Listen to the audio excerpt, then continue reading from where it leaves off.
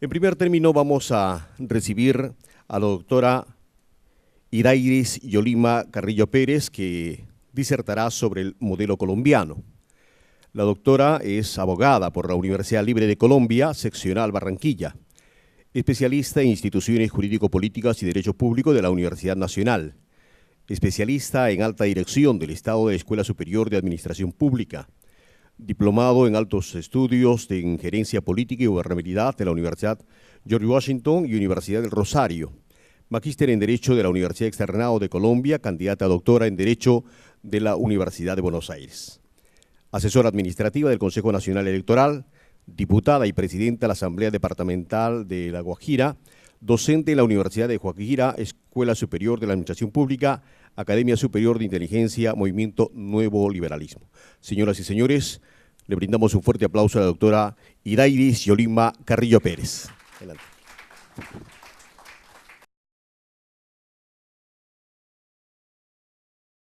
Saludar a todos y a todas, manifestarles que me complace estar acá y ser una mujer en medio de estos caballeros ilustres del poder electoral en la región.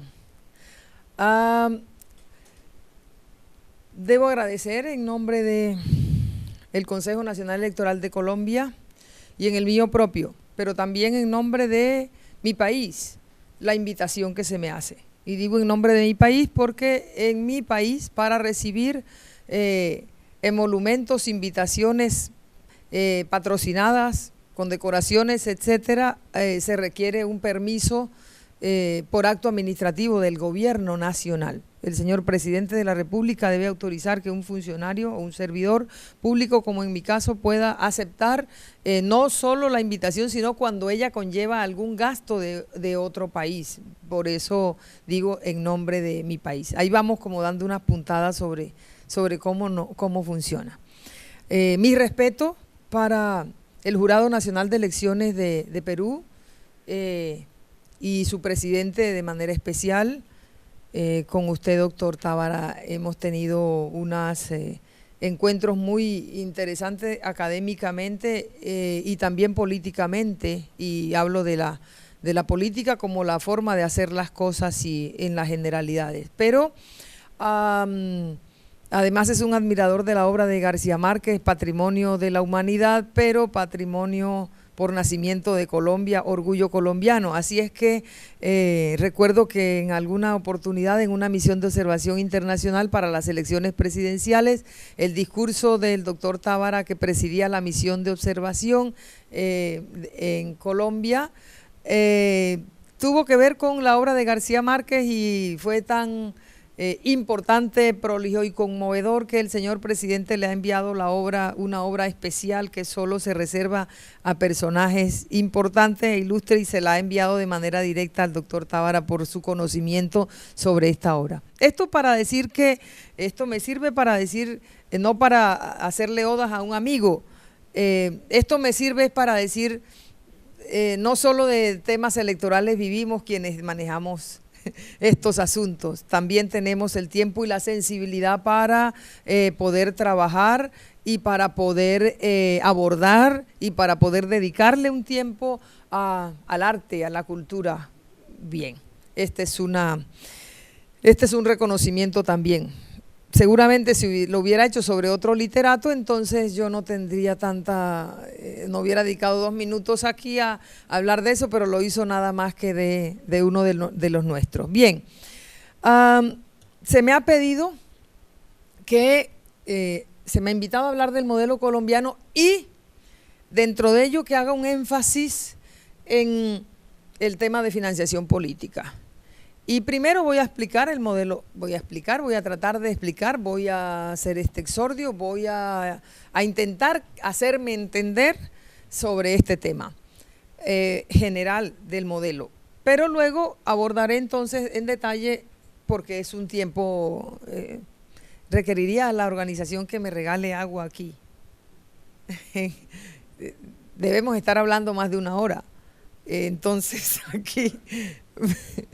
Entonces, bien, entonces voy a hablar luego de la financiación política en Colombia, de la invisibilidad a la transparencia. He titulado esta exposición así porque quiero relevar para este caso cómo hemos pasado de la invisibilidad, es decir, como no aparece el tema de financiación, cómo la financiación no llega a ser un eje fundamental, a la transparencia, porque no solo ahora hay unas normas, sino que cada vez tendemos a que sea mucho más conocido y a que el ciudadano, cualquiera que sea su condición, tenga el acceso al conocimiento, pero más que al conocimiento, también a la posibilidad de control, porque el conocimiento y la publicidad de los actos administrativos y de los actos públicos se hace con un fin, y el fin es también que pueda haber un control ciudadano, además del control que ejercen las autoridades. De alguna manera los ciudadanos tienen que actuar como unos auxiliares de la justicia, y en nuestro caso, que como lo voy a explicar, no somos órgano judicial, pero administrativamente tenemos la responsabilidad y la competencia de tomar decisiones y después de unas actuaciones administrativas respecto de los temas que son de nuestra competencia, como los voy a explicar. Dispongo de algo más de una hora según el programa y voy a tratar de trabajar en esto. Quiero decir que no me han dicho si puedo ser interrumpida en cualquier momento, y para mí no es ningún problema, como lo tenga dispuesto la organización. Si primero hablo y después hay preguntas, como sea. Si en algún momento, para claridad del tema, debo parar, bueno, yo entiendo esto y lo veo casi como una clase de amigos interesados en un tema y que debemos nutrirnos para eso. Finalmente, y ya antes de empezar a entrar en materia, quiero manifestar que la posibilidad de compartir con personas que he visto desde hace muchos años, a Dalavía como mi profesor en la UBA. Yo soy estudiante de la Universidad de Buenos Aires y ahí Dalavía ha sido mi profesor. Entonces tengo la reverencia de que estoy frente a mi profesor, y con todos los demás, porque en estos encuentros compartimos desde lo académico, desde la observación, y con el Jurado Nacional de Elecciones de manera muy especial, porque no siendo yo magistrada aún, ni siendo ustedes miembros del jurado, tuve la oportunidad de venir a Perú, así como ustedes hoy están brevando del caso colombiano. Yo tuve la oportunidad de venir al Perú en el 2008 para que en el 2009, a través de un acto legislativo, en Colombia se estableciera: el Consejo Nacional Electoral gozará de autonomía administrativa y presupuestal. Para que ese postulado fuera posible pasaron muchas cosas. Hubo una gestión del Consejo Nacional Electoral, y para entonces yo fui la encargada y la delegada y designada por el Consejo Nacional Electoral, sin ser magistrada, ocupaba un cargo de segundo nivel en el Consejo Nacional Electoral, y el modelo fue el Jurado Nacional de Elecciones. Venimos a Perú para que nos contaran cómo era que trabajaban su tema de su autonomía administrativa y presupuestal, concurriendo con otros organismos electorales, como es el caso acá, porque así ocurre en Colombia, y entonces no tenemos el modelo peruano allá, no hemos podido avanzar lo suficientemente en el tema de la autonomía administrativa y presupuestal, que es distinto de la autonomía en las decisiones, que es muy diferente.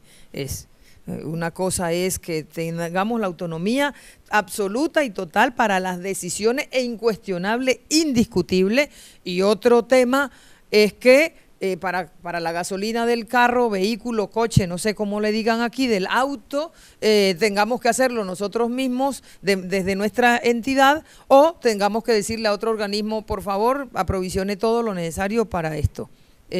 Hay a quienes les gusta más manejar el tema y tomar la rienda, y hay a quienes les gusta más que otro lo maneje, porque eso de manejar presupuesto conlleva necesariamente otra serie de arandelas, que a veces el funcionario público hace muy bien su tarea central, pero tiene otra serie de funciones que no A veces pueden ser distractoras, pero a veces también el camino hacia el infierno está empedrado de buenas intenciones y muchas veces el magistrado puede ser todo lo probo posible en sus decisiones, pero tiene un problema relacionado con un manejo que no pudo explicar bien, y no siempre un magistrado está para explicar bien si la licitación o si la compra era por un peso más o menos o si en otra parte era más barato. Eso no siempre es bueno. En la discusión tendrán su momento que abocarse. Entonces, vamos a hablar de Colombia. Colombia es una república democrática, centralizada. Hay una descentralización relativa. Está dividido nuestro país en departamentos, pero tiene 32 departamentos, pero para efectos electorales tiene 33 circunscripciones, porque el Distrito Especial de Bogotá es una circunscripción. Entonces, estos departamentos, distinto a Bogotá, están divididos en municipios, y estos municipios, dependiendo de su tamaño, están divididos en localidades. Esto tiene una importancia porque en Colombia se elige a las siguientes autoridades. A nivel nacional se elige al señor presidente y vicepresidente de la República en fórmula. A nivel nacional se elige a los señores senadores de la República, porque el Congreso colombiano, en la rama ejecutiva está nuestro presidente y vicepresidente por elección popular. En la rama legislativa está el Congreso, que se divide en Senado, que es Cámara Alta para todos los efectos, y Cámara de Representantes, que es Cámara Baja. El Senado está compuesto por los honorables senadores que van por circunscripción nacional, y en la Cámara es una circunscripción regional, territorial de cada departamento. En Colombia existen también circunscripciones electorales especiales. Los indígenas tienen derecho de manera directa en el Senado de la República a tener 2 cupos. Es una circunscripción especial, de manera que en la tarjeta electoral que llamamos allá tarjetón, existen 2 cuerpos: el cuerpo de la circunscripción normal, ordinaria, y el cuerpo de la circunscripción indígena. Los ciudadanos colombianos podemos votar por cualquiera de las 2 circunscripciones, incluso sin ser indígena puedo votar por la circunscripción indígena o puedo votar por la circunscripción ordinaria, lo mismo que un indígena puede votar por cualquiera de las 2 circunscripciones. Pero en fin, y votar por los 2 anula el voto, pero quiero decir, hay esa circunscripción electoral especial indígena en el Senado. Y en la Cámara de Representantes existe una circunscripción especial para afrodescendientes, una circunscripción especial para indígenas y una circunscripción especial para colombianos residentes en el exterior. Entonces, siendo la Cámara, por regla general, de circunscripción territorial de los departamentos, excepcionalmente también a la Cámara de Representantes llegan estos señores o señoras que son elegidos por una circunscripción especial. Y esta circunscripción especial es nacional, es decir, en cualquier departamento de Colombia se puede votar por los candidatos a la circunscripción indígena o por los candidatos a la afrodescendiente. Ya la circunscripción de colombianos residentes en el extranjero se vota en el extranjero, es decir, en el padrón o censo para nosotros, padrón para ustedes, o en general en el registro de votantes internacional fuera de Colombia, en los consulados, en las embajadas, se vota por esa circunscripción de manera excepcional. Se eligen entonces, decía, es a nivel nacional. A nivel territorial se eligen los representantes a la Cámara por la circunscripción, como dije, territorial, es decir, cada departamento tiene mínimo 2 representantes a la Cámara, y luego por población, porcentualmente otra cantidad que van a la Cámara.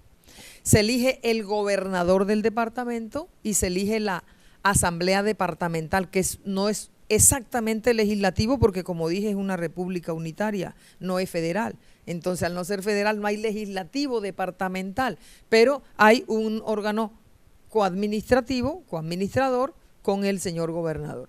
Y a nivel local, municipal, hay un alcalde de cada municipio o distrito, y están también el Consejo, que es el coadministrador también, cuasi legislativo, y están las juntas administradoras locales, que dependiendo de la población también son también organismos casi como un consejo cuasi legislativo para efecto de los intereses de la comunidad a la que pertenecen. Estos son quienes se eligen de manera por el voto popular y directo en la República de Colombia. Entonces, sobre todo estos candidatos se ejerce la Suprema Inspección y Vigilancia por parte del Consejo Nacional Electoral. Estas elecciones tienen la organización de la Registraduría Nacional del Estado Civil y tienen el control, la vigilancia y la declaratoria de elecciones, el escrutinio de esas elecciones del Consejo Nacional Electoral. Ahí es la premisa, el pilar importante de esta disertación, y es Colombia en la organización electoral no es ni ejecutiva, ni legislativa, ni jurisdiccional. En Colombia la organización electoral hace parte de unos órganos autónomos e independientes que no tienen que ver con estas tres ramas desde el punto de vista de sus competencias. Por supuesto que hay en nuestra Constitución la determinación de la colaboración armónica de los poderes, pero nosotros hacemos parte de un órgano autónomo e independiente. Y la organización electoral en Colombia está compuesto por dos órganos, parecido al sistema de ustedes que tienen esa función desconcentrada o dividida.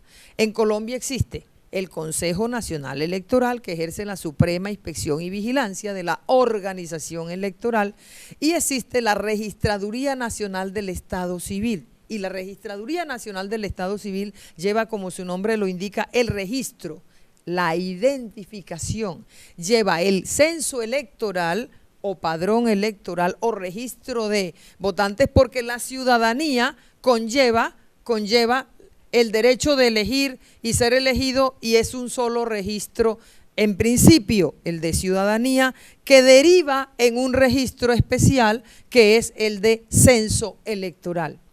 ¿Y por qué tiene que haber esta diferencia? Bueno, porque el censo electoral es una especie dentro de este género, porque no puedes ser votante sin ser ciudadano. Y eres ciudadano y luego te conviertes en votante, porque el ciudadano es de todo el país y el votante es de una circunscripción especial. Puede también haber limitación de los derechos políticos cuando ha sido condenado, entonces ya sales, sigues siendo ciudadano, pero sigues estando en el padrón, sales del padrón electoral aunque estés en el registro de identificación. La cédula de ciudadanía que nos identifica, en Colombia se llama cédula de ciudadanía, el DNI o en fin, cédula de ciudadanía, y esa es la misma que usamos para identificarnos y para votar. No hay otro documento, es un único documento con el cual ejercemos las dos funciones. La calidad de ciudadano implícitamente lleva. Y en Colombia la cédula de ciudadanía tiene unos controles. Entiendo que aquí en este país se ha avanzado muchísimo en el tema del control al interior y el contenido del documento de identidad.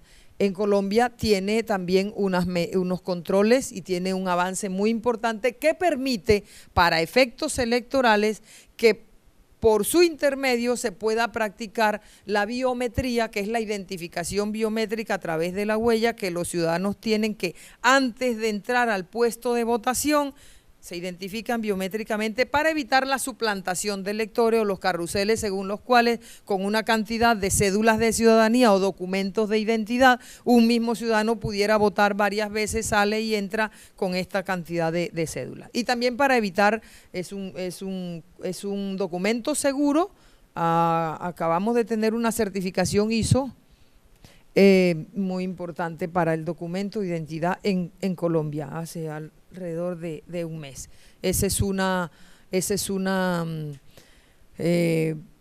oda para la Registraduría Nacional del Estado Civil, porque el Consejo Nacional Electoral no tiene intervención en el tema de identificación. Funcionamos incluso en el mismo edificio.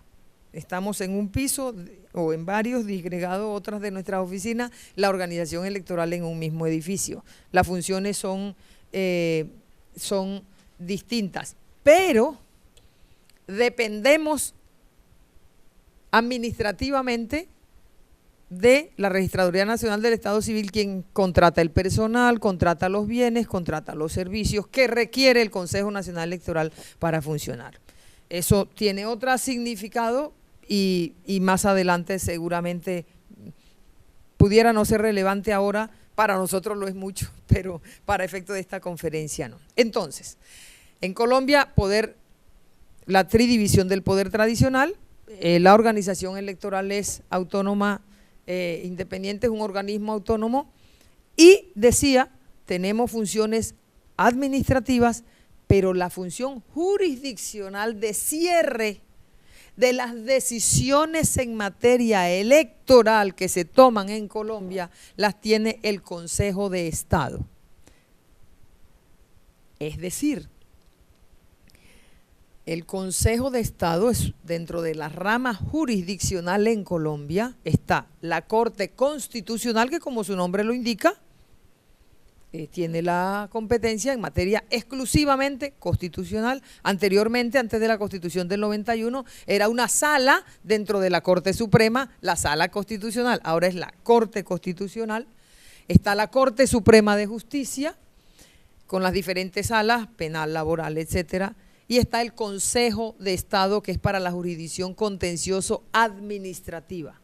Luego, nuestros actos, una vez declaramos la elección de un ciudadano a un cargo, sucede que con posterioridad ese acto de declaración de elección de ese ciudadano puede ser atacado, puede ser objeto de control ante la jurisdicción contencioso-administrativa en Colombia. Dependiendo de la elección, puede ser a título regional, pero puede ser a nivel nacional de manera directa si se trata de un congresista o del señor presidente y vicepresidente. Incluso el acto de elección del Consejo Nacional Electoral, el acto por medio del cual me han declarado electa, es sujeto también de control y de hecho en este momento la elección de los magistrados del Consejo Nacional Electoral que se realizó en agosto del año pasado para un periodo de 4 años y nos posesionamos en septiembre, está siendo analizada por el Consejo de Estado. Incluso nuestra propia elección es sujeto de control por el Consejo de Estado de la rama jurisdiccional. El Consejo Nacional Electoral de Colombia es un organismo de creación constitucional. En el año 2003 hubo una reforma constitucional y determinó que los miembros del Consejo Nacional Electoral son postulados por los partidos políticos con representación en el Congreso de la República y son elegidos por el Congreso Pleno, es decir, la reunión conjunta de la Cámara de Representantes y el Senado de la República, y son postulados y elegidos mediante el sistema de cifra repartidora, y somos 9.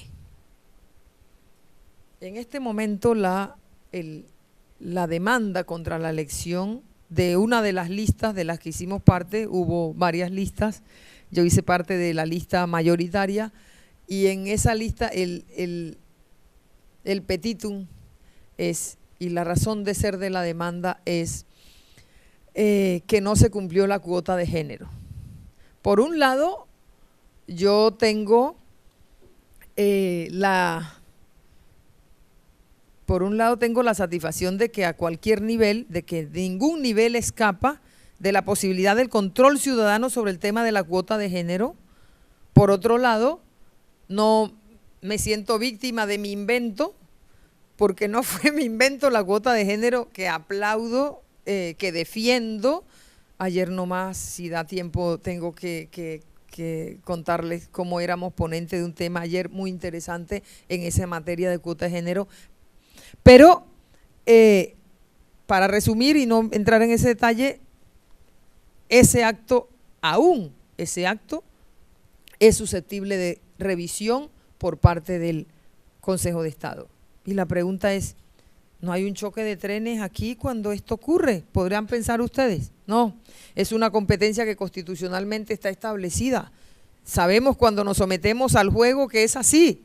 La regla está así está establecida, nos sometimos a ella. Y es un Estado de Derecho.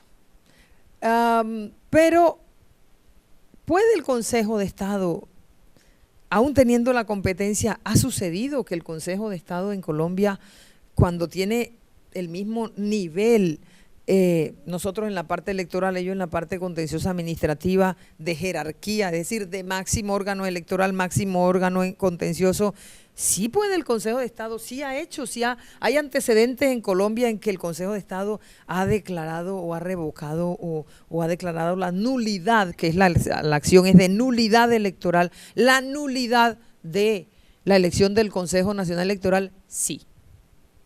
La respuesta es sí. Por un tema procedimental, el Consejo de Estado dijo en su momento, sí, se anula la elección del Consejo Nacional de quienes fueron elegidos miembros del Consejo Nacional Electoral, y por unos días no hubo Consejo Nacional Electoral en Colombia, mientras el Congreso Pleno volvía a elegir y eligió a exactamente los mismos nuevamente, se volvieron a posesionar y terminaron el periodo. Los miembros del Consejo Nacional Electoral en Colombia son reelegibles por una vez hasta ahora. En la reforma del equilibrio de poderes en curso que tenemos, se está previendo que no haya reelección. Y por los consabidos temas que ustedes han escuchado de las Cortes en Colombia, hay en este momento, frente a esas noticias, frente a esos hechos, hay una serie de propuestas casuísticas, inmediatas, que buscan resolver un problema aparentemente. Pero en este momento se está trabajando en Colombia, en el Congreso de la República, y hasta ahora lo que va de la reforma, en el avance que lleva la reforma, está que no haya reelección de los miembros del Consejo Nacional Electoral. En el Consejo Nacional Electoral en este momento hay 7 hombres y 2 mujeres elegidos todos por un periodo de 4 años que empezó el día 4 de septiembre del año 2014 cuando nos posesionamos. Bien. Y el señor registrador es la cabeza de la Registraduría Nacional del Estado Civil y también es elegido. Y es elegido de una manera muy particular.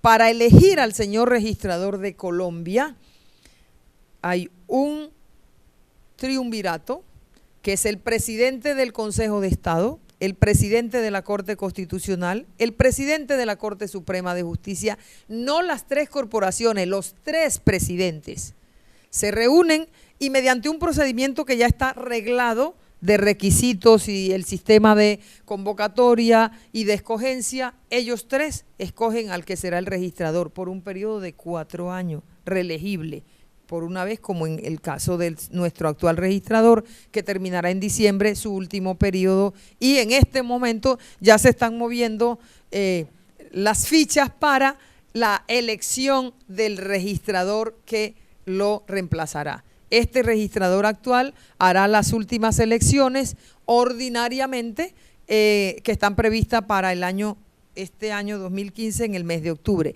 El 25 de octubre en Colombia se elegirán autoridades locales, es decir, gobernadores, alcaldes, diputados, concejales, juntas administradoras locales. Y previo a eso habrá las consultas que están previstas para el 30 de abril internas de los partidos políticos para la escogencia de listas o para, en el caso del Polo Democrático Alternativo, que es un partido de izquierda colombiana, en este caso para escoger sus dignatarios lo decidieron escoger por consulta interna, o hay partidos que quieren poner a consideración de su militancia una pregunta, una consulta sobre algún tema interno del partido y le quieren preguntar. Pero es un contrasentido decir un asunto interno del partido porque estas consultas son en términos generales, populares y abiertas. Todo el que esté en el padrón electoral o en el censo puede votar y en ese momento vota por la pregunta del partido, por la autoridad de un partido, porque en Colombia no está, aunque está en la norma relativamente nuevo, el registro de militantes en Colombia es un tema débil. Voy a decirlo hasta ahí como una premisa, es un tema débil. Esta es la organización electoral de Colombia. Un registrador nacional del Estado Civil, 9 miembros que conformamos el Consejo Nacional Electoral. Un organismo autónomo. Los dos organismos tienen decisiones independientemente autónomas. El Consejo Nacional Electoral hace control sobre los actos de la Registraduría Nacional del Estado Civil en materia electoral. En materia electoral. Para el tema electoral, la Registraduría organiza las elecciones, nos pone el resultado previo que no es concluyente, ni es obligatorio, ni vinculante. El día de las elecciones tenemos el récord de ser de los más rápidos en dar el resultado electoral el día de las elecciones, 1 hora y tanto después. Si es una regional, 2 horas, y en la elección presidencial antes de 1 hora hay un resultado ya con una tendencia mayoritaria y van subiendo los boletines a la página web en tiempo real, y en ese sentido tenemos un gran avance y un reconocimiento regional. Pero una vez se ha determinado y divulgado un resultado, este no es vinculante, sino que viene el escrutinio, que ahí sí toma el Consejo Nacional Electoral la rienda, su competencia, y es quien va a determinar si esa cifra que aparece sube o baja por cuenta de las nulidades, por cuenta de las impugnaciones, por cuenta de requisitos, por cuenta de, en fin, de aspectos que casi siempre son temas más formales que de fondo, porque los temas de fondo están trabajando en momentos previos a las elecciones. ¿Cuáles son esos momentos previos a las elecciones? ¿Qué es lo que pasa sobre las candidaturas en los momentos previos a las elecciones? Previamente a las elecciones, los candidatos o aspirantes deberán al interior de sus partidos obtener un aval. El aval es el documento a través del cual el partido con personería jurídica, la organización política, dice: avalo e inscribo a esta persona para el cargo de tal, alcalde, gobernador, o avalo e inscribo esta lista para este cargo. Los partidos no tienen tiempo piso para dar ese aval. Hoy día ya pueden avalar a un candidato para las elecciones del 25 de octubre. Es un término techo, porque las inscripciones comienzan el 25 de junio hasta el 25 de julio. Entonces, durante un mes los van a inscribir. ¿Quiénes más pueden avalar en Colombia para estas elecciones? Pueden avalar los grupos significativos de ciudadanos. Esa es una figura que en el derecho colombiano electoral colombiano es una figura muy interesante. ¿Y qué son los grupos significativos de ciudadanos?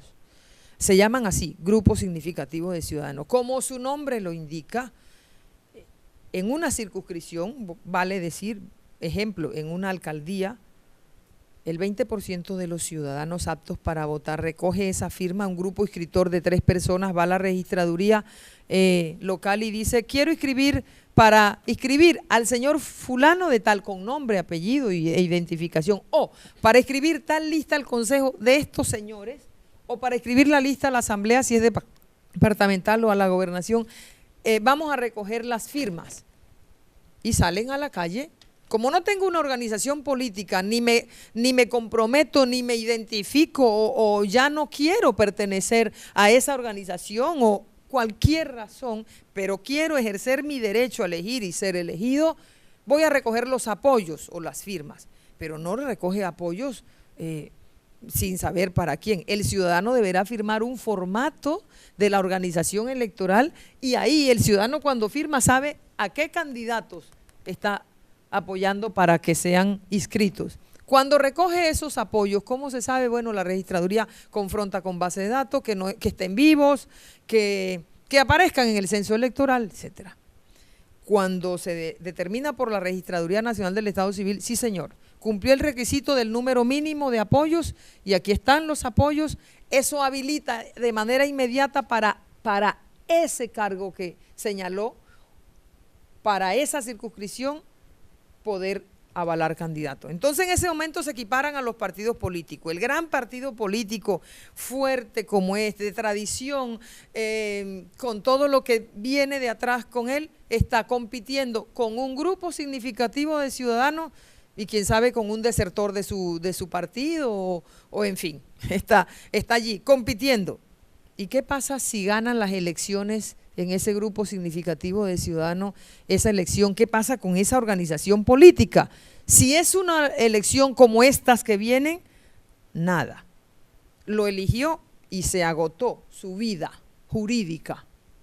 Pero si es otro tipo de elección en Colombia, se obtiene personería jurídica por cuenta de obtener un umbral del 3% de la votación para Congreso de la República, sea por vía de Senado o por vía de Cámara. ¿Y por qué por Senado o por Cámara? Porque hay movimientos que son regionales y no necesariamente tienen una presencia nacional, pero en 3 regiones del país o 4 o una alcanzan ese 3% que los habilita para hacer un partido y competir con todas las garantías y posibilidades. ¿Y cuáles son las garantías y posibilidades de un partido político, movimiento político u organización política con personería jurídica en Colombia? Primero, la posibilidad de poder avalar. Y segundo, la posibilidad de obtener financiación estatal. Esas. Y hay un tercero que es un derecho, que es un deber, más no un derecho, y es sujeto de control directo en sus decisiones por parte del Consejo Nacional Electoral. Porque puede haber partidos políticos y organizaciones políticas sin tener personería jurídica. Esto ya es más académico. Sí, lo que los doctrinantes llaman el etiquetamiento de las organizaciones políticas, que es cumplir el requisito que en Perú tengan para ser partido, que en Colombia, que en Venezuela, que en Argentina, que en otros países. Bueno, pero ¿puede un partido político funcionar sin personería jurídica? Sí, lo que no es sujeto de control por parte nuestra, porque si así fuera, entonces ¿cómo llega a ser partido aquel movimiento? ¿Cómo se formó? ¿Cuál fue su plataforma? ¿Cuál fue su ideología? ¿Cómo llegaron allá? Pues surgieron de la base y llegaron a obtener la etiqueta. En Colombia entonces pueden los partidos políticos avalar, pueden las organizaciones a través de los grupos significativos de ciudadanos cumpliendo unos requisitos, pero hay una tercera posibilidad, las organizaciones sociales, pero estrictamente para las circunscripciones especiales. ¿Cómo así? Unas que expliqué hace un momento.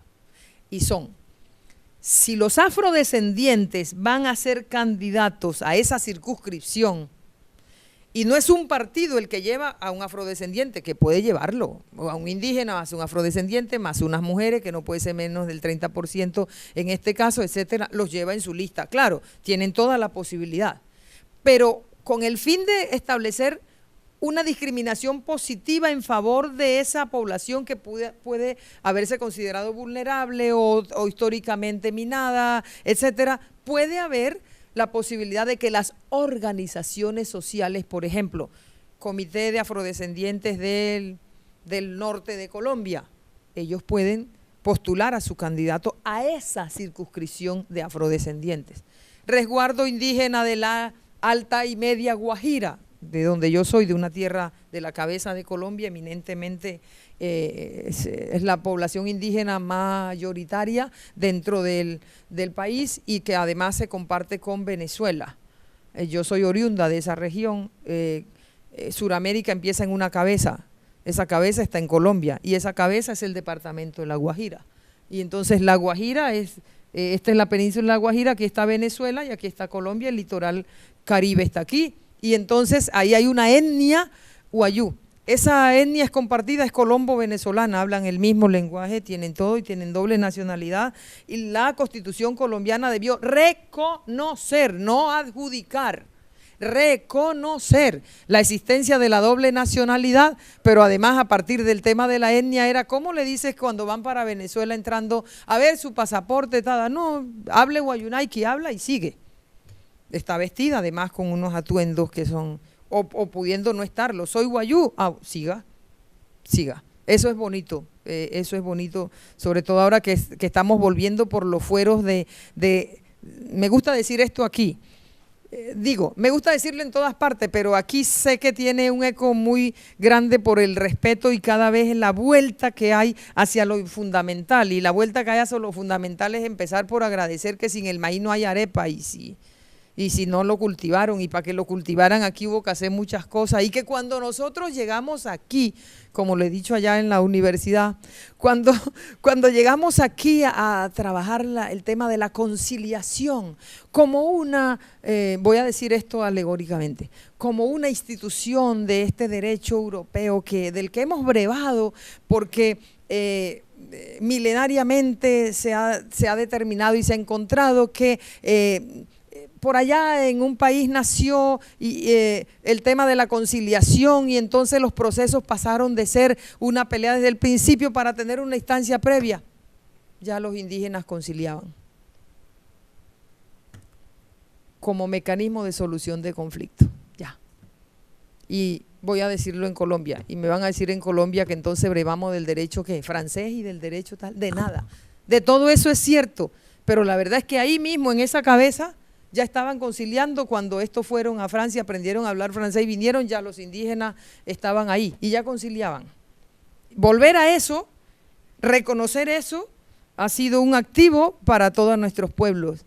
Y eso tiene que ver con lo electoral, porque cuando hay una circunscripción electoral especial para indígenas en un país como Colombia, es un reconocimiento a que no a lo que hicieron por nosotros hace no sé cuántos años, no a que nos salvaron no voy a hablar de la historia desde ese punto de vista, es un reconocimiento a que son unos actores sociales importantes que requieren un espacio determinado y que para eso hay que regularlo, para evitar que se deje al arbitrio de una sociedad si los quiere incluir o no, y tiene el Estado que entrar a protegerlo, como se hace con la ley de cuota o con la ley indígena, en este caso de cuota indígena. Un candidato se inscribe, y cuando se inscribe y está inscrito con las formas que he dicho, llega a la organización electoral y está inscrito, y puede suceder que en ejercicio de una competencia el Consejo Nacional Electoral determine que puede revocar su inscripción que hace ante la registraduría con su aval, se inscribe. Si es alcalde, tiene que llevar además un programa de gobierno, porque hay voto programático en Colombia. Y como hay voto programático, la revocatoria del cargo de alcalde, que ya es otra cosa distinta a la revocatoria de inscripción, el cargo de alcalde puede ser revocado mediante una manifestación popular, recolectar una firma, y luego que recolectan una firma se convoca una elección, y si participa un número determinado se revoca al alcalde. Pero la razón para revocar al alcalde es que no haya cumplido con su programa de gobierno que inscribe junto con su candidatura. El voto en Colombia es programático, y ese programa de gobierno obligatoriamente es la base para constituir después, con una gran convocatoria ciudadana, el plan de desarrollo municipal en su caso. Que el programa de gobierno tiene que ser para los ejecutivos, para nacional, departamental y local. Y la revocatoria procede porque ha incumplido ese programa de gobierno. Bueno, sabemos que hay factores políticos y actores que buscan una revocatoria, haya cumplido o no, por una razón o por otra, pero legalmente es por haber incumplido con eso. Esa parte. Pero apenas es candidato, no lo han elegido, se le puede revocar la inscripción. Es nueva esa figura en Colombia. ¿Y por qué se puede revocar inscripción cuando existe plena prueba de una inhabilidad? Es que se le pasó al partido, y el partido no pudo verificar que el hombre estaba inhabilitado, que había ocupado tal cargo, y como ahora va a un cargo nacional y venía de un cargo de su localidad que lo inhabilitaba, o que tiene una condena pero que como no ha sido notificado, él no se ha dejado notificar, entonces no aparece en el registro, y el señor, en fin, al partido. Por eso aquí están creando la ventanilla única que existe ya en Colombia, para que los partidos tengan la posibilidad de conocer los antecedentes. Pero una cosa es antecedentes, que son hechos cumplidos, decisiones tomadas, ejecutoriadas, y otras son las causas en curso. En Colombia se acaba de ampliar la ventanilla en este momento. Ayer nos notificó, pues nos comunicó el señor ministro del Interior, con quien nos reunimos para la dinámica electoral, y ayer nos comunicaba que la ventanilla única en Colombia ahora no solo va a determinar los antecedentes del ciudadano, o sea, cuántas condenas, cuántos procesos disciplinarios ha tenido, o cuántas condenas en materia penal, o cuántos juicios fiscales, sino que también va a determinar qué procesos tiene actualmente ese señor que si bien no son inhabilitantes porque la presunción de inocencia reñiría con la posibilidad de que se le limitara el derecho fundamental por demás a un ciudadano para elegir y ser elegido, en este caso para ser elegido, los partidos sí deberían conocer que una cosa es que no tenga ningún antecedente o que se presume inocente pero tiene como 60 procesos en contra, pero se presume inocente, pero bueno, no 60, 5. Pero si alguno de esos 5 es por financiación ilegal, por apoyo a grupos paramilitares, por financiación al terrorismo, por alguno de estos delitos, el partido, si bien tiene que decir es el derecho fundamental del señor y tiene presunción de inocencia, en Colombia tiene que revisar y mirar bien el tema siguiente. Puede perder la personería jurídica, lo que aquí llaman el registro del partido, la puede perder si ese señor que avaló es condenado por esos hechos durante el tiempo en que ejercía el cargo. Lo que se está jugando el partido es su vida jurídica como partido, su vida como partido.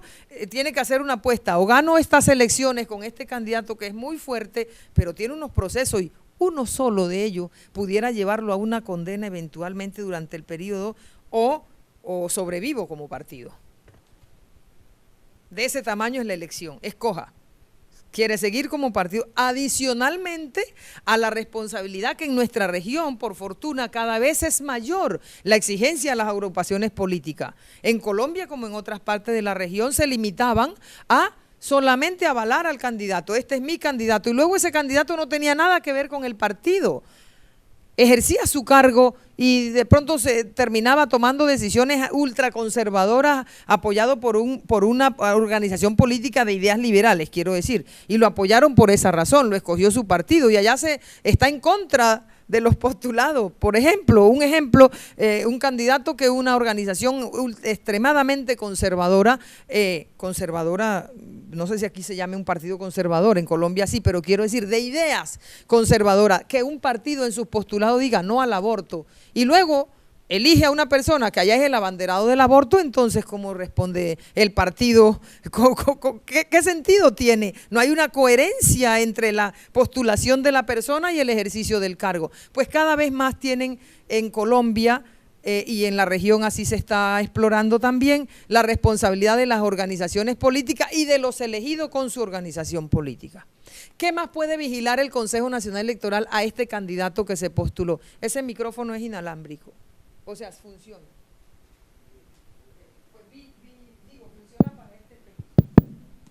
Ah, bueno, porque así me siento más cerca y puedo caminar. Entonces, ¿qué puede pasar con eso? Que así como ustedes se pueden dormir oyendo a una misma persona que de pronto no le está diciendo nada interesante, yo también me canso de estar solo ahí. Bueno, entonces, ¿qué más puede pasar con él? El candidato ya inscrito, nosotros tenemos la posibilidad de vigilar sus cuentas, sus gastos, porque el Consejo Nacional Electoral en Colombia le debe establecer por ley, por mandato legal, un tope de gastos a cada candidatura. Sí, la ley nos dice, el Consejo Nacional Electoral fijará los gastos mínimos que debe realizar cada candidato para cada circunscripción. Entonces nosotros emitimos una resolución, así se llaman nuestros actos administrativos, resolución, por medio de la cual se fijan los gastos máximos que deben tener los candidatos en las elecciones a asamblea, consejo, gobernador, alcalde en el 2015 y decimos, si el departamento tiene entre tanto y tantos habitantes, el tope es tanto. Si ese es el rango. Según el rango de población se establece un tope. Así se hace para Congreso de la República en cada elección y todos los años tomamos esa decisión. Y podrían decir, ¿y por qué todos los años toman esa decisión? Porque todos los años hipotéticamente puede haber elecciones. ¿Y por qué todos los años hipotéticamente puede haber elecciones? Puede haber elecciones porque puede haber elección atípica, porque aunque el periodo es institucional en Colombia, un alcalde puede morirse. Pueden condenarlo. Pueden declararle, bueno, la salida por diferentes, no voy a decir la figura, el nombre, etcétera, en cada parte será distinto, pero puede ser removido de su cargo. Y si es 18 meses antes de la elección siguiente, puede haber elección.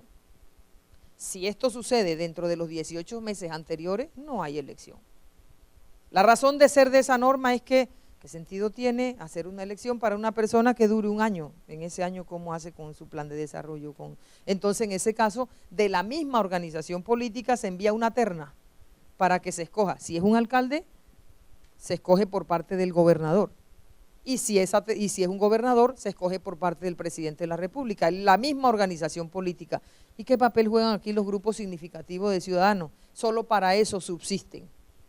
Y es que, como los grupos significativos de ciudadanos, es decir, los alternativos, los que no quieren los partidos, se fueron y conformaron una organización política y eligieron un gobernador. Por ejemplo, el señor alcalde del distrito capital de Colombia es elegido por un grupo significativo de ciudadanos. Ustedes han visto las noticias acerca de la posibilidad de remoción del alcalde, cómo se… Bueno, ahí hay otro tema del cual fui ponente, y es que ese grupo significativo de ciudadanos luego se fusionó con otra organización política, y al fusionarse le cedió todos sus derechos y obligaciones. Bueno, cuando vino el momento de la terna del alcalde, porque la Procuraduría lo había destituido, fueron los del grupo significativo de ciudadanos a decir, somos los 3 inscriptores los que tenemos derecho a dar el nombre. Y el Consejo Electoral le dijo, usted se fusionó con otra organización política, me la trajo aquí. Luego inscribí la nueva organización producto de la fusión de ustedes dos. Y ahora usted me dice que usted no pertenece a aquella. Usted, quien da el nombre, la terna, los nombres de la terna, es la nueva organización política que ya está registrada ante el Consejo Nacional Electoral. Pero si eso no hubiera ocurrido, si ellos no se alían con nadie, eran esos 3 inscriptores los que daban el nombre del nuevo alcalde si hubiera sido 18 meses antes o para encargarlo mientras tanto. Tienen 2 opciones. O sea, lo que se busca es que la organización política mantenga el control.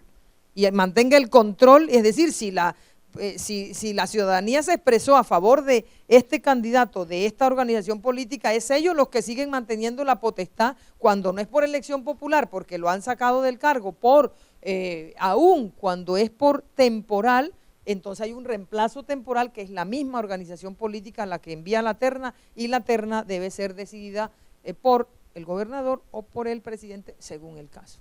¿Qué más puede ocurrir?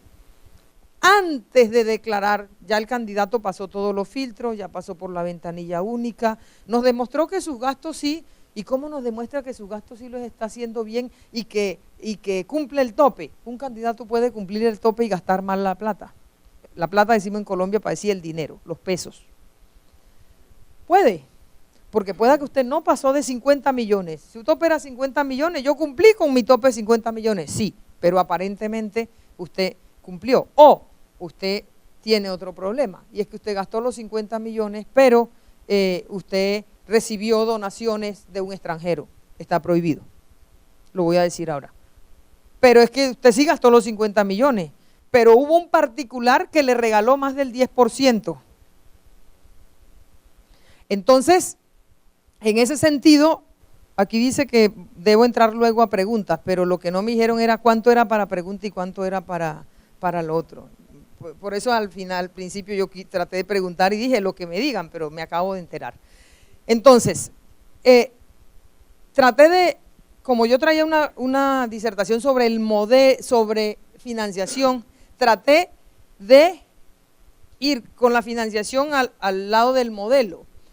Pero ahora digo, ¿cómo es que vigilamos que sí estén gastando bien el dinero entonces? Hay un aplicativo en Colombia que se llama Cuentas Claras, y me gusta decir que Cuentas Claras fue un regalo que le hizo una organización, Transparencia por Colombia, al Consejo Nacional Electoral. Se presentó un día y dijo, es que los candidatos ustedes vigilan, pero sería bueno que en tiempo real a los candidatos se les vigilara. Pero es que nosotros no tenemos autonomía presupuestal, y mientras pedimos eso y hay un trámite para que nos los den tal, la empresa dijo, la ONG dijo, se los regalo. Yo tengo el aplicativo y el software y se los regalo. Y el Consejo Nacional Electoral lo adoptó y lo volvió obligatorio a través de una herramienta. Luego en Colombia los candidatos dentro de la semana siguiente a que hagan un gasto de campaña tienen que irlo subiendo, y usted como ciudadano puede entrar Cuentas Claras, mira el candidato y ahí aparece lo que ha gastado. Casi que en tiempo real. Luego cruzamos al final, cuando presenta las cuentas, el candidato al final de su campaña tiene un mes dentro del mes siguiente de determinada la elección, no de haber sido declarada la elección. El candidato puede durar peleando en el escrutinio 2 meses, 3 meses, pero porque se eligen en octubre y se posesiona en enero del año siguiente. Luego, en diciembre todavía podemos estar definiendo su elección, pero ya ha debido presentar las cuentas. Las cuentas las tiene que presentar el 25 de noviembre a su partido, un mes después. Y el partido a nosotros nos los tiene que presentar dentro del mes siguiente que el candidato se lo presenta y debe auditar. Luego, cuando hay una falla en la cuenta, nosotros investigamos al candidato y al partido por omisión. Y nos tienen que responder los dos. A veces el candidato sí lo presenta a tiempo y el partido la engavetó. O a veces el candidato no la presenta a tiempo y el partido lo declara renuente. Voy a pasar por esto, de lo cual ya he hablado, pero voy a pasar por esto. Ya dije que el Consejo Nacional Electoral es un órgano autónomo independiente, es la autoridad suprema en materia electoral. Esa es la norma que dice cuáles son nuestras competencias. Ejercemos la suprema inspección y vigilancia de la organización electoral, damos posesión al registrador cuando ya lo han elegido y por las demás he pasado. La financiación política en Colombia pasa de la inexistencia de norma a la ley 130 que fija los primeros parámetros hasta la ley 1475 del 2011 que ya empieza desde su artículo segundo, la ley empieza desde el principio con el tema de financiación. Es una ley que busca la transparencia del sistema electoral y del tema electoral, no solo desde el punto de vista de las calidades y condiciones, sino también de la rendición de cuentas ciudadanas. La financiación política en Colombia es privada y es estatal, es una combinación. Los candidatos tienen financiación estatal y tienen financiación privada. Ahí sí me detengo. ¿Cómo es la financiación estatal y la financiación privada? El Estado por 2 vías financia en Colombia, por 2. Una, financia a los partidos con personería jurídica. Por eso dije, esas son de las prerrogativas de un partido. El que no tiene personería jurídica no tiene financiación, pero si cumplió requisito y tiene personería, tiene financiación. ¿Y cómo lo financia? Una bolsa, una cantidad, que en la ley, en 1984, la ley 130, estableció un monto y de ahí ese monto ha tenido que ir creciendo exponencialmente y entonces esa es una bolsa y de esa bolsa se hace un reparto. El reparto es un tema muy bonito, digo bonito, esta palabra no es jurídica, decimos a veces un caso bonito, pero digo bonito y me gusta decirlo y lo hago adrede porque el reparto de esa bolsa de dinero en Colombia tiene relación con muchos factores, combina muchos factores, por ejemplo, por tener mujeres un porcentaje, por tener jóvenes un porcentaje, entonces todos los partidos, como todos son iguales ante la ley, el primer 10% de esa bolsa lo dividimos por partes iguales entre todos, hasta ahí esa es la igualdad. Pero ahora viene la parte diferencial, si usted tiene más concejales, si usted es más regional, tiene un dinero, si usted tiene más mujeres, tiene un dinero, si usted tiene más, quiero decir, electas, entonces, electas, aclarando. Y la financiación privada es, tanto el candidato de sus recursos propios puede cofinanciar su campaña, como los particulares, los amigos y los familiares. Si es familiar no tiene un tope, puede darle toda la plata de la campaña al candidato, pero si es particular solo puede darle hasta el 10%. Entonces usted no puede aparecer en las cuentas con una persona, parece que le dio un 12% de su tope, yo investigo por qué se lo dio y entonces tengo que sancionar a ese candidato y al partido por no haber estado atento al tema del candidato. Entonces, la financiación estatal viene por 2 vías. Una, como la dije, por la financiación de los gastos de todo partido. Señor partido, para que usted funcione, requiere unos gastos. Se los voy a entregar de esta manera, pero también por reposición. Es decir, pasadas las elecciones, el señor candidato que ya hizo sus gastos, presentó sus cuentas y rindió ante el Consejo Nacional Electoral, se le dice, señor candidato, usted por cada voto que obtuvo, declarado por el Consejo Nacional Electoral, porque pues una cosa es lo que dice la registraduría el primer día, dice el señor candidato obtuvo 10.100 votos y luego el Consejo Nacional Electoral dice no fueron 10.100, fueron 10.500, le habían dejado de contabilizar 400 votos, por ejemplo. Cuando ya se tiene ese consolidado y se declara, se le multiplica, regla de 3, tanto peso por cada voto y se le entrega al partido para que se lo entregue al candidato a su vez. Esa es la financiación doble que hay en Colombia. Entonces hay normas sobre la financiación privada, sobre los límites a esa financiación privada, y eso como son normas los paso porque si ustedes tienen interés los puede conseguir por los mecanismos normales. Este año, estos son los topes. Para la gobernación de un departamento, si en ese departamento hay un censo hasta menor a 200.000, puede gastar 913 millones, pero si es mayor a, y van todos estos rangos, mayor a 4 millones puede gastar hasta allí los candidatos a la gobernación. Esas resoluciones son del Consejo Nacional Electoral. En Colombia puede haber anticipos y hay una reglamentación acerca de los anticipos que pueden obtener las organizaciones políticas. Y esto de los anticipos fue una negociación en el Congreso muy interesante. Los partidos de izquierda interesados en cuando iba a sacarse las reformas, digamos en el tema de las negociaciones, dijeron sí, pero vamos con el anticipo, porque es lo que le da la posibilidad de igualarse un poco a los que sí tienen dinero, porque tradicionalmente los partidos de izquierda tienen menos recursos para financiar sus campañas. Los partidos políticos pueden financiar sus campañas de diferente manera y la financiación estatal, en el artículo 17 de la ley 1475 se dice cómo, pero hay un cuadro al final que yo entregué en la presentación que dice cómo se hizo esta distribución la última vez.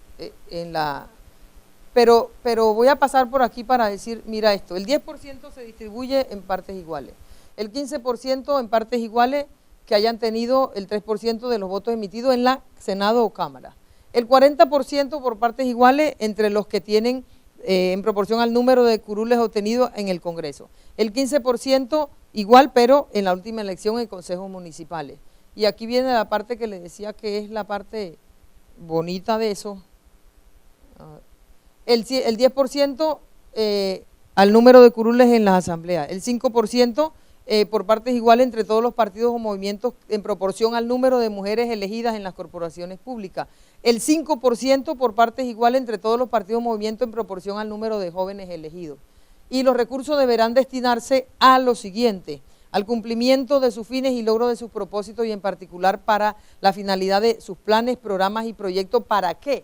Es decir, la financiación estatal no es libre, es limitada y se dice para qué. Y sobre eso se hace auditoría. Nosotros contratamos una firma auditora que seleccionamos por concurso y va a los partidos políticos y le dice, dígame cómo manejó su dinero, pero el que le dimos nosotros como Estado. Ya el resto de su dinero hace parte de su autonomía, cómo lo manejó. Un partido le puede hacer más énfasis a la educación, otro partido más énfasis al folclore, otro partido más énfasis a otras cosas, pero el dinero estatal tiene unos fines y debe cumplirse y nosotros controlamos que se cumpla con eso.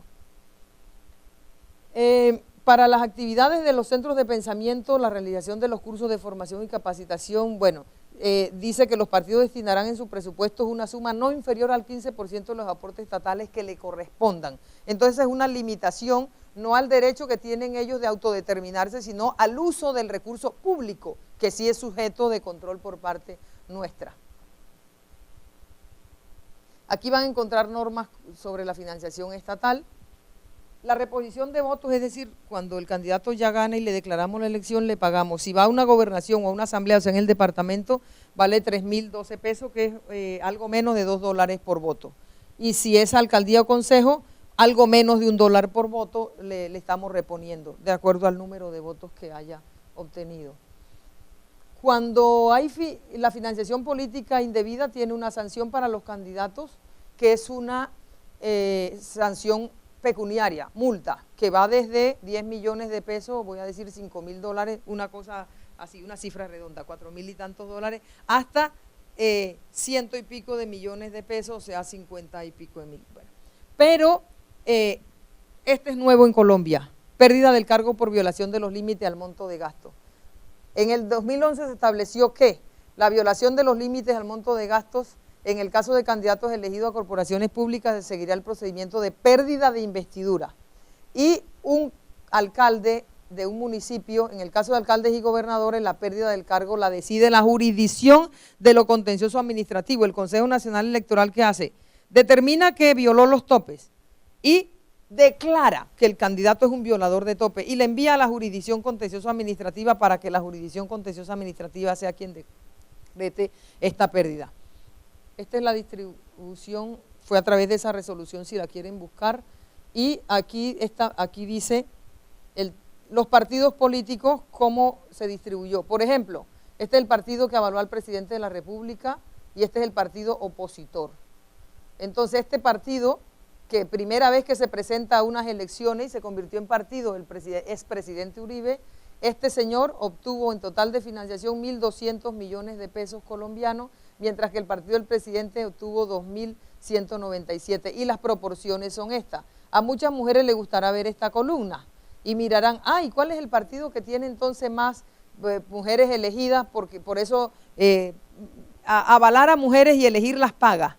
Entonces, aquí es 166 millones por esta cuenta, 119 del Partido Conservador, Partido Liberal. Estos son los partidos tradicionales de Colombia. Obviamente, si ustedes lo ven en la cabeza de elecciones, son los más votados y entonces son también los más tradicionales. Este cuadro, este es un caso emblemático, y es que el Consejo Nacional Electoral, a través de esta resolución y confirmada por esta otra resolución, decretó la pérdida del cargo de este alcalde. El candidato, el monto de campañas que habíamos establecido era 58 millones y él se excedió en 22 millones. Y la sanción fue la siguiente: al partido que lo avaló, reintegro de dinero por reposición de votos e imposibilidad de postular candidato para la próxima elección a ese mismo cargo. Y al candidato la demanda por la pérdida de investidura. ¿Y cómo hicimos para saber que ese candidato había violado los topes? Fue una cosa de chiste. El señor presentó sus cuentas y aparentemente cumplía el tope y dijo, la orquesta tal, los ciudadanos denunciaron y dijeron, es que sí, allá su cierre de campaña fue una orquesta. Y él dijo que la orquesta sí, es que la orquesta es mi amiga. Y me cobró, vamos a suponer, usted ha oído a Jorge Celedón. Bueno, Jorge Celedón es uno de los vallenatos más importantes de Colombia. Entonces, Jorge Celedón tocó la fiesta de cierre de campaña. Y luego el señor dice, es que Jorge Celedón, voy a decir una cifra hipotética, me cobró una X cantidad de dinero.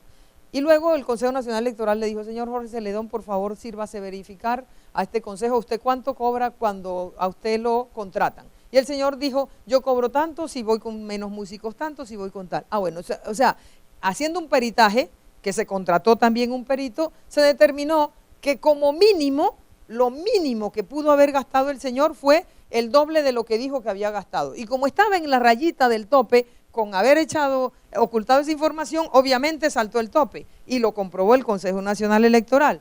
Y al comprobarlo, entonces pedimos la demanda de la pérdida de investidura del candidato. En conclusión de lo que he dicho, he tratado de explicar, el ordenamiento jurídico colombiano ha venido evolucionando hacia el ejercicio transparente y democrático de los procesos electorales, estableciendo reglas de control y publicidad de los recursos aplicados en cada elección. Nosotros somos una composición así, para terminar.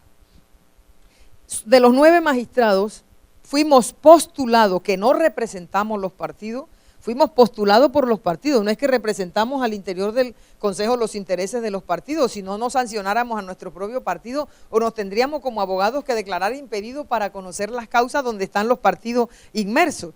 Fuimos postulados por los partidos y la composición es así. Del partido de la U están 2 magistrados, del partido conservador 2 magistrados, del partido liberal 2 magistrados. Y hay un magistrado por el partido Cambio Radical, que fue el aliado a la vicepresidencia del señor presidente actualmente, que uno por el partido Centro Democrático, que es el partido de la oposición del expresidente Uribe, y un magistrado por las organizaciones sociales de izquierda, políticas, en fin. Entonces ellos se unieron para tener un candidato y votaron todos en el Congreso por un candidato. Somos así los 9. Y nosotros 9 somos los quienes imponemos estas sanciones, aún a los partidos que nos postularon, los sancionamos y eso es una cosa muy recurrente. Es decir, dentro de cada sala nuestra estamos sancionando un número importante de veces a los partidos, porque si se imaginan, por cada candidato que avalan que no cumple con las cuentas, estamos sancionando al candidato y al partido. Primero sancionábamos solo al partido y ahora vinculamos además al candidato.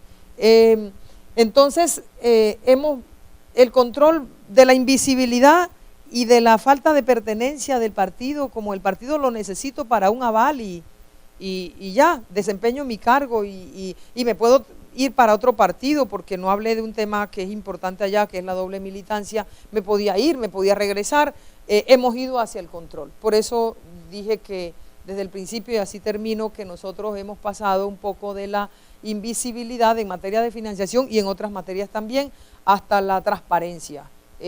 Yo creo que los más interesados en que haya procesos transparentes son los ciudadanos, pero también nosotros como organización electoral, mientras el proceso sea más transparente, mientras las reglas sean más claras para nosotros como operadores jurídicos desde el punto de vista administrativo o jurisdiccional, como es el caso de la mayoría de ustedes, tendremos más posibilidades de ejercer ese mismo control y darle garantía por la publicidad y por el debido proceso a los ciudadanos.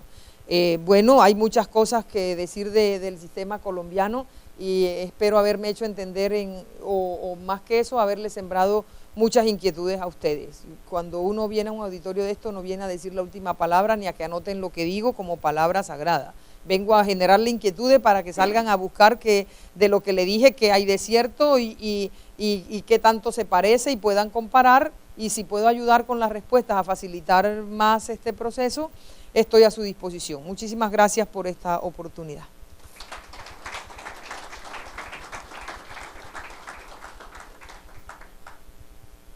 Hola. Al auditorio invitamos a formular las preguntas que pudieran hacer a la expositora. Tengan la bondad.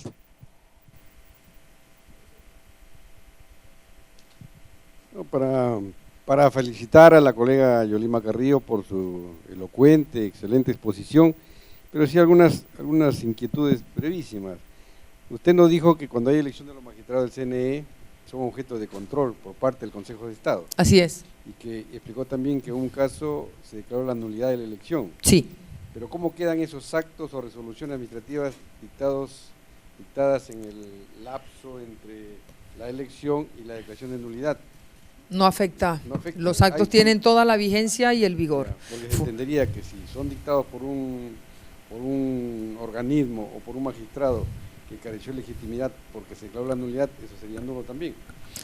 ¿Está dispuesto así de que...? Está dispuesto, y la salvaguarda es la confianza legítima que tiene que haber sobre los actos administrativos, tanto para el ciudadano que confió en la manera como está diseñado el sistema y de la forma y modo como estaba diseñado, además que mientras está en cuestionamiento la elección de un funcionario o de un servidor, está en firme los actos que produzca. De otra manera, entonces habría la inseguridad jurídica hacia atrás. Entonces, sí, existe con ese criterio se ha establecido y así está, y los actos en Colombia, no solo estos del Consejo Nacional Electoral, de toda autoridad que haya sido en ejercicio legítimo de su cargo, mientras no haya sido declarada nula su elección, durante todo ese tiempo tienen la firmeza de los actos. Y algo más pequeño, tal vez doméstico, es de que escuché decir que cuando fallece un alcalde se convocan nuevas elecciones. ¿No? Sí. Acá en mi país, cuando fallece un alcalde, como aquí el sistema electoral de los gobiernos subnacionales, en este caso municipales, son por lista bloqueada y cerrada, al fallecer un alcalde no hay nuevas elecciones, lo sucede el segundo en la votación de su partido y nos ahorramos las nuevas elecciones. ¿Qué le parece este sistema? ¿O se justifica que al fallecer vayan nuevas elecciones? Bueno, si me pregunto un criterio es, en unos partidos maduros, fuertes, quiero decir, con esto de maduros, como hay partidos inmaduros, bueno, en unos partidos fuertes que han alcanzado, digamos, una madurez en el tiempo y en sus procedimientos y en esto, seguramente en estos partidos, cuando el proceso de elección, de selección, que es distinto al de la elección, cuando el proceso de la selección es tan fuerte y tan reglado, y se establece una sucesión, tiene mucho sentido que ante la falta absoluta haya una sucesión. Pero en Colombia, como no es obligatorio la escogencia por parte de las organizaciones políticas de sus candidatos por sistemas democráticos eleccionarios, puede ser por escogencia de una asamblea, a veces contratan una encuesta, o a veces simplemente le dan el aval al candidato que lo solicita y le dice a su partido: yo quiero ser alcalde de mi municipio, no hay otra persona que me lo dispute, deme el aval y va. en esto hay de todo. Hay partidos buscando candidatos y candidatos buscando partidos. Es decir, con toda la fortaleza que se busca imprimir a las organizaciones políticas para que cada vez, mientras más fuertes sean, redunde esto en beneficio del fortalecimiento a su vez de la democracia, no deja de haber partido fachada y no deja de haber tierra arrasada y no deja de haber, bueno, en fin, ciudadanos inconformes y candidatos también que buscan al partido que más le convenga, y por eso aquí se castiga fuertemente el tema. En Colombia está bastante incipiente, pero muy movido el tema de la doble militancia, y hemos sancionado a más de uno y le hemos revocado la inscripción por el tema de doble militancia a algunos candidatos. Hay casos emblemáticos no cerrados, pero referente grande, el señor vicepresidente saliente de Colombia, que lo fue por un partido postulado, ahora pretende ir por otro partido, y el Consejo Nacional Electoral en consulta respondió, solo por vía de consulta, respondió: usted debe ser avalado por el mismo partido porque hay una norma que dice que ha debido retirarse durante un tiempo anterior para poderse habilitar nuevamente e ir a otro partido. En Colombia, quien ejerza un cargo, voy a decir, el congresista que actualmente hay unos congresistas elegidos y quieren postularse para la próxima elección, o fueran concejales o diputados y quieren postularse para la próxima, han debido renunciar a su cargo y a su curul un año antes para ahí sí postularse por otro partido. La idea, el sentido de la norma es: mire, su cargo no es suyo personal, es del partido. Luego a usted lo reemplaza el partido. Si se quiere ir para otro partido, un año antes déjele el cargo y ahí sí queda en libertad. Es como el año que le da en Colombia la norma a la persona para que pueda hacer el transfugismo que llaman acá, creo, o la doble o la nueva militancia que llamamos allá. Sí. Profesor. En Colombia, la Corte Constitucional es conocida por su activismo, sobre todo en materia de derechos fundamentales. Sí. Y todos conocemos, por ejemplo, el fallo en el que dejó sin efecto el referéndum, sí, donde se planteaba la eventual reelección de Uribe, de Álvaro Uribe. Lo vivimos como un límite de las reelecciones en América Latina. Mi pregunta es, ¿hay muchas decisiones de la Corte Constitucional que influyan sobre la materia electoral? ¿En qué porcentaje las podrías ubicar? Más allá de la actuación del Consejo. La Corte Constitucional, ya que estamos hablando de derechos políticos y electorales, toma muchas resoluciones, y en qué medida influyen sobre el proceso electoral. La Corte Constitucional en materia electoral, voy a decir que funge en dos grandes bloques. Una, y ambos son por demanda. Una es en temas generales y otra en temas particulares. En temas generales, toda vez que las normas electorales, como quiera que tienen que ver con derechos fundamentales como el de elegir y el ser elegido, el derecho a la participación de la sociedad, bueno, y hay otros no fundamentales, pero que son derechos. Estas normas son sujeto de control previo por la Corte Constitucional. En Colombia, legislar en materia electoral y en derecho de participación en general requiere un procedimiento especial a través de una norma que se llama ley estatutaria.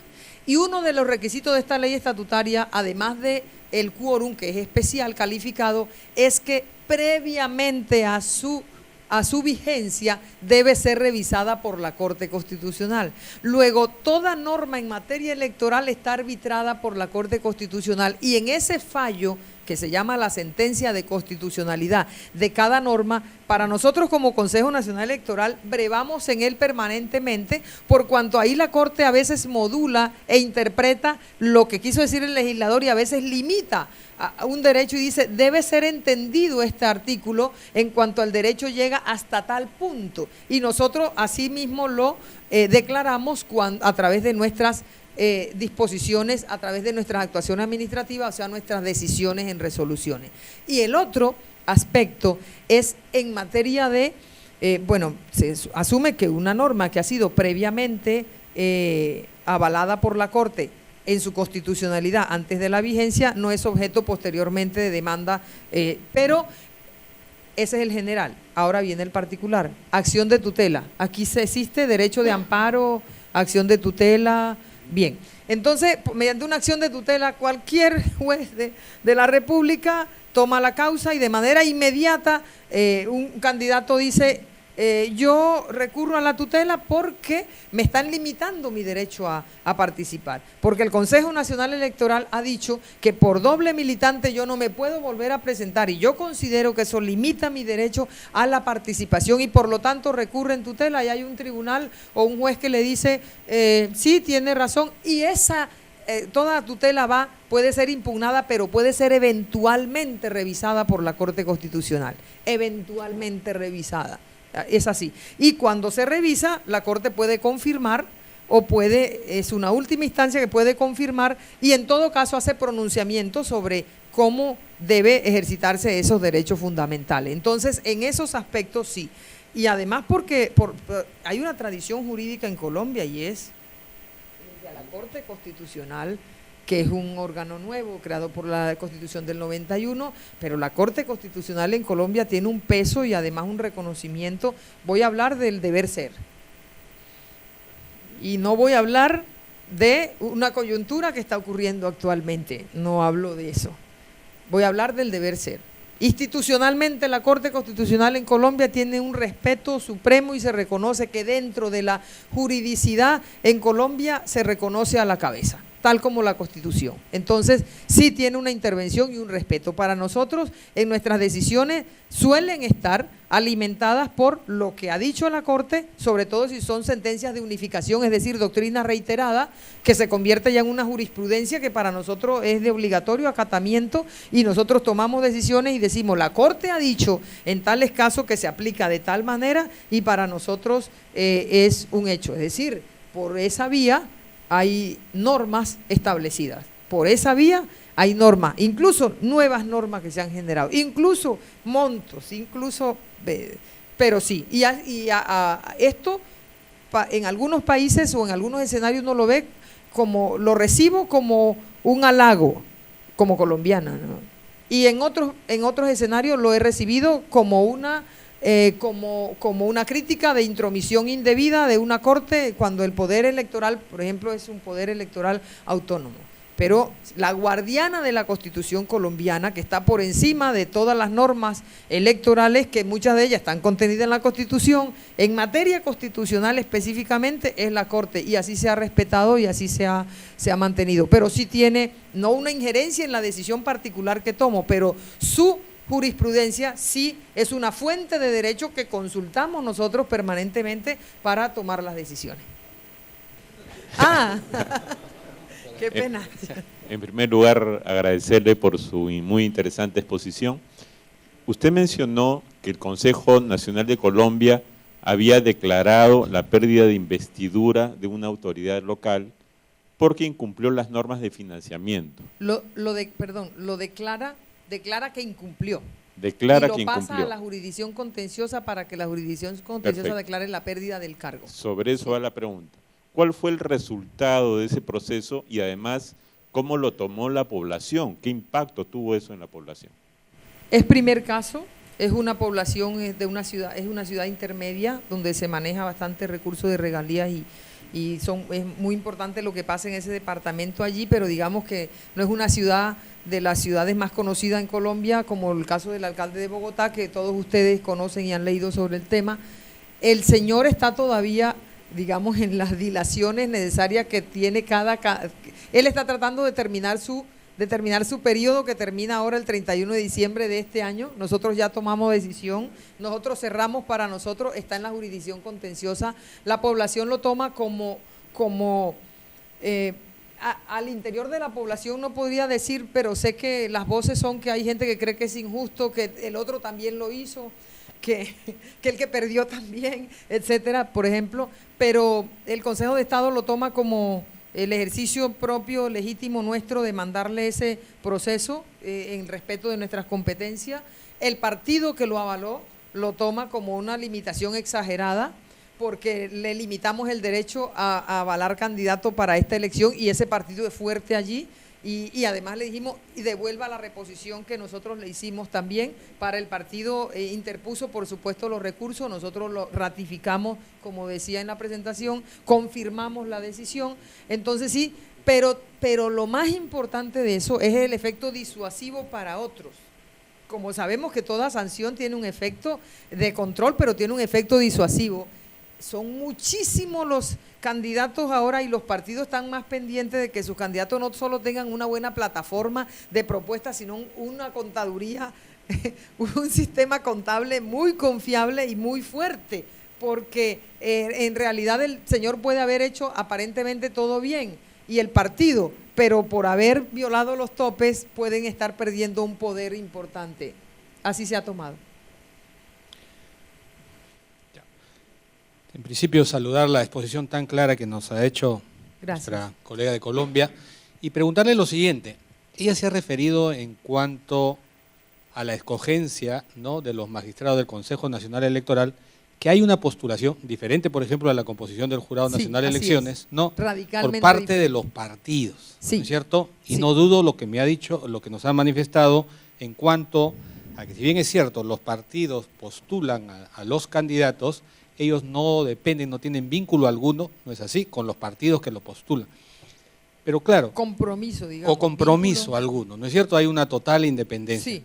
Pero para llegar, digamos, a la postulación por parte de los partidos, para la escogencia por parte de ellos, definitivamente tiene que haber un proceso interno. Sí, así es. ¿No es así? Sí. Y este proceso interno tiene, asumo yo, como premisa que los partidos escrutan obviamente al candidato en cuanto a su idoneidad, a su profesionalidad, ¿no es así? Pero también asumo que ven el perfil en cuanto el candidato piensa con respecto a los derechos humanos, con respecto a bicameralidad, con respecto a una serie de temas, inclusive hasta cómo piensan en relación a la abolición o no de la pena de muerte, etcétera, etcétera. Ese proceso interno conlleva a una invitación del partido o sencillamente bajan de internet o recogen, digamos, el currículum, toman en cuenta y hacen la postulación. O le invitan al candidato o asimismo, digamos, se le pregunta también al candidato si acepta dicha postulación. ¿Cómo es ese proceso interno que definitivamente pueda dar al ciudadano luces, ¿no?, de garantía de independencia en el ejercicio del cargo de quienes son postulados por uno u otro partido? Es un sistema bastante especial, porque voy a empezar por una premisa. Cuando se ha criticado en Colombia, y seguramente en otros países, pero voy a decir en Colombia, nuestra forma de acceso y de postulación, porque somos elegidos por el Congreso Pleno y postulado por los partidos, tendría que decir, el Congreso Pleno elige también otras autoridades. Y el Senado de la República elige a los magistrados de la Corte Constitucional. Y el Senado de la República elige en Colombia al Procurador General de la Nación.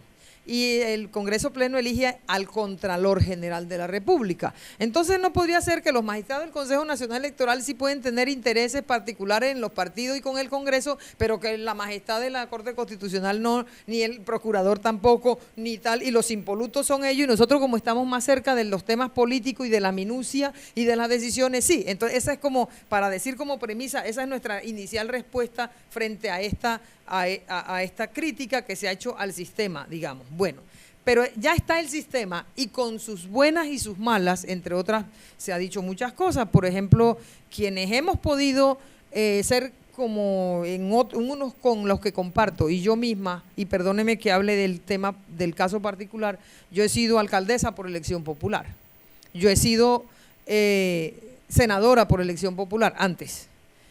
Y cuando me presento a la magistratura podría mirarse dos cosas. O viene con los vicios que todo político tiene que tener, porque no hay político que no tenga su rabo de qué tamaño, no sé, de conejo o de dinosaurio, pero tendrá que tenerlo, etcétera. O, y esto lo puedo decir, o conoce cómo se maneja ese tema. Porque con todo respeto, viene al Consejo Nacional Electoral a tomar decisiones electorales y me he encontrado con compañeros, con colegas, que yo le digo, ¿y en qué país vive usted? Cuando me dice, es que si un ciudadano no es candidato y no se ha inscrito y hace propaganda, no hace ningún daño. Esa era una teoría que tenían algunos magistrados, colegas míos. ¿Cómo que no hace ningún daño? Es que el hecho de que el señor finalmente no apareció en la tarjeta electoral hizo todo el trabajo, y cuando ya tenía una cooptación de una gran cantidad de personas, fue donde el otro y le dijo, ¿sabes qué? Si quieres ganar, yo soy quien te inclino la balanza, aquí estoy yo, me retiro, pero a cambio de… ¿Cómo que no hace ningún daño? Eso lo sabe el que ha estado en ese terreno. Si no está en ese terreno, no. Y esto no significa que hay que estar para poder saber, pero es que la práctica te dice de unas cosas que la teoría no va a ser posible que tenga. Ahora, lo otro es, es que la inclinación, porque si me eligió alguien, si el Congreso Pleno eligió, el señor viene por su factura. El deber ser es que probablemente existe que los políticos vengan. Bueno, ese es un riesgo que se corre en todas las posibilidades. Lo podría correr todo el que es elegido por el Congreso Pleno, inclusive, entonces, si así vamos a ese nivel, en la Corte Constitucional, el Procurador, el Contralor y las autoridades que elige el Congreso. Bueno, pero entonces, hay partidos que buscan candidatos y hay candidatos que buscan partidos en esto, como en otras elecciones. Hay partidos que dijeron, queremos buscar una persona que para magistrado tenga unos requisitos, y empezaron a entrevistar ciudadanos que se presentaran para ellos postularlo, no porque hayan tenido militancia en su partido, sino porque el partido considera que esa persona debería tener una representación, y pone alinea su bancada para que vote en favor de esta candidatura. Eso ha pasado, y ha pasado también de candidatos que van al partido a decirle, como quiera que hay una convocatoria abierta, los partidos, los más grandes sobre todo, los pequeños pues reúnen una bancada de 25 y dicen, reunámonos aquí, escojamos al candidato. Pero si la bancada es de 80 personas, de 70 y tantas personas, por ejemplo, van y dicen una elección popular, directa y secreta, de todos los miembros de la bancada con una urna, y establecen un procedimiento, y los ciudadanos que creen cumplir los requisitos van al partido y se postulan, y eventualmente ganan esa elección. Si el partido tiene derecho por su cifra repartidora a 2 escaños, bueno, dice, estos son los 2 en orden que quedaron, de acuerdo a los ciudadanos que fueron al partido, se inscribieron, se sometieron a un proceso. Ahora, en ese proceso puede haber, sí, yo creo que aunque no fuera elegido por el Congreso Pleno, así como una persona hace lobby para ser elegido en un cargo, para ser escogido en un cargo de cualquier rama, de la jurisdiccional, de la legislativa, hacen su lobby de otra manera, de la ejecutiva, etcétera. De la misma manera aquí se hace un lobby que termina en una elección. Y sí, entonces resumo, lo expliqué para terminar resumiendo. Sí, hay partidos que buscan mediante una selección a un candidato que se quiera presentar. Y hay también candidatos que dicen, quiero ser magistrado del Consejo Nacional Electoral, pero para hacerlo tengo que buscar a un partido. Va a un partido y dice, traigo mi hoja de vida y quiero que consideren entre las posibilidades que usted tiene para ver si yo puedo cumplir los requisitos y ser escogida por ustedes, y entonces el partido mediante los mecanismos. Ahora, como cada partido tiene un fuero interno de autonomía, hay partidos que escogieron a través de un procedimiento popular abierto entre sus congresistas, y hay partidos que reunieron a la bancada, hay partidos que entrevistaron a varias personas por aclamación, pero cada partido internamente, pero luego al Congreso Pleno cada organización política presentó sus candidatos, y allá dentro del Congreso entonces los congresistas para blindarse, Uribe, por ejemplo, el partido de Uribe hizo acuerdo con el Partido Conservador, tradicionalmente quienes habían sido los opositores de la llamada Unidad Nacional, entonces, que eligió al presidente y al vicepresidente. Entonces llegó el momento en que el Congreso terminó abriéndose en su naturaleza política del momento. El Congreso se posesiona el 20 de julio, la elección esta fue en agosto. Ya se imaginará cómo está eso candente. Por primera vez Uribe en el Senado, un expresidente senador por primera vez en Colombia, pero no porque la Constitución le dice que debe hacerlo, sino porque popularmente fue a hacer oposición en las urnas. Entonces, en ese momento la elección del Consejo Nacional Electoral actual, por supuesto, estuvo signada por una serie de temas que aun cuando no fueran postulados por los partidos, necesariamente por el tema que tratamos y por las decisiones políticas que nos corresponde tomar, es decir, que afectan el espectro político, entonces necesariamente hay un juego y un pulso muy fuerte en esa materia. Pero la Corporación de Justicia que vigila quiénes son los que se postulan a las altas cortes, etcétera, también por ese tamiz pasamos como candidato y dice, este candidato no cumple los requisitos y de hecho hay demandas y hay uno de nosotros que por tutela tuvo que ser considerado por su partido en la lista y así. Entonces sí, es un proceso bien sui generis, pero sí hay candidatos que buscan partido, hay partidos que buscan candidatos y luego postulan y ahí termina con el partido el compromiso, porque ya al interior tenemos que rendirle cuenta después de Dios, el organismo que vigila a los abogados y a la Corte Suprema de Justicia y a la Procuraduría y así.